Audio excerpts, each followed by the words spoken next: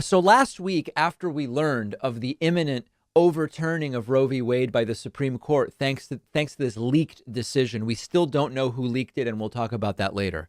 One of the things I and some others said is they're not going to stop at just abortion. You don't stop after your biggest victory, arguably in decades. You say, what else can I get? You've gotten an inch, so you try to take a mile. Really, you've gotten a mile, so you try to take 10 miles. And some of you wrote to me and said, David, I just don't see it. I was confronted by some callers last week saying, David, this isn't going to happen. And as I said last week, I don't literally believe that they're going to try to ban interracial marriage anytime soon. I mentioned a number of different areas that they might focus: contraception, gay marriage, all these other things. And sure, there are people who are against abortion who also happen to be against interracial marriage. We know that because we just know about demographics and statistics in the United States. And over the weekend, in just a 2-day period, we are already seeing them push beyond this in 2 different cases. Let's look at each of these examples. First and foremost, Jake Tapper on CNN interviewed Mississippi Governor Tate Reeves, which Tate Reeves and Mississippi are at the core of this anti-abortion push. Mississippi passing one of the most, if not the most restrictive abortion bill in the country, which is now the subject and the appeal matter for the Supreme Court in the decision that will likely overturn Roe v. Wade. And Jake Tapper asked Tate Reeves, okay, well, what about banning Plan B, sometimes known as the morning after pill? What about banning IUDs? These are intrauterine devices. It's a form of birth control that is available to people if they prefer that over the pill or whatever else. So are you going to push for that? And Tate Reeves doesn't say, no, we're not interested in that. Tate Reeves very coyly says, we're not focused on that right now, which means we're leaving the door open to do exactly that. All we have is a leaked draft. We don't have a final. I agree. I agree say on the matter. But just to be clear, the state of Mississippi, you're not going to then target IUD or Plan B, which are methods of birth control that might not allow a fertilized egg to be implanted. And this is not a theoretical construct. This is not in the state of Louisiana, which I recognize is a neighboring state, not your state.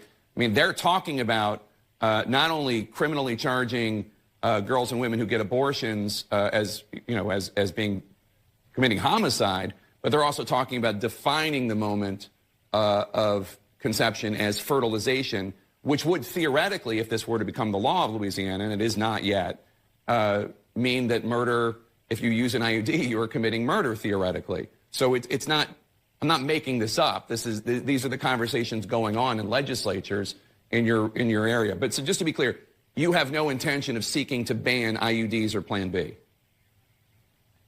That is not what we're focused on at this time. We're focused on... That is not... So the question was, you have no plan to ban these things. And he says that is not what we are focused on at this time. We know enough about how politicians speak that we can understand what that means. And then Texas Governor Greg Abbott, he's also reinvigorated and full of energy for banning more things on the news of this Roe v. Wade decision, forthcoming decision. He says, well, listen, now that we've gotten this Roe v. Wade thing, we are going to look at challenging a Supreme Court ruling as well, which protects the right to free public education for every kid, including kids with undocumented parents. Right now, if you're a kid and your parents are undocumented, so the Supreme Court has decided you still have access to public schooling. Supreme Court decision. Greg Abbott says we're going to look at overturning that. Know this, and that is Texas already long ago sued the federal government about having to incur the cost of that education program. Yes. It's a case called Plyler versus Doe. And the Supreme Court ruled against us on the issue about denying, or let's say Texas having to bear that burden. I think we will resurrect that case and challenge this issue again because the expenses are extraordinary. There it is. I mean, they are invigorated, and rightly so. Plan B and IUDs could be next in Mississippi.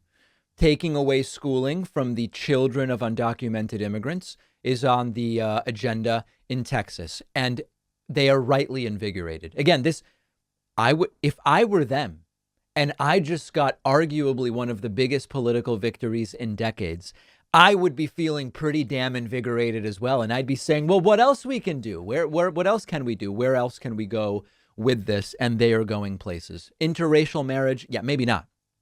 Maybe not. But these are areas they are definitely going. Dangerous times.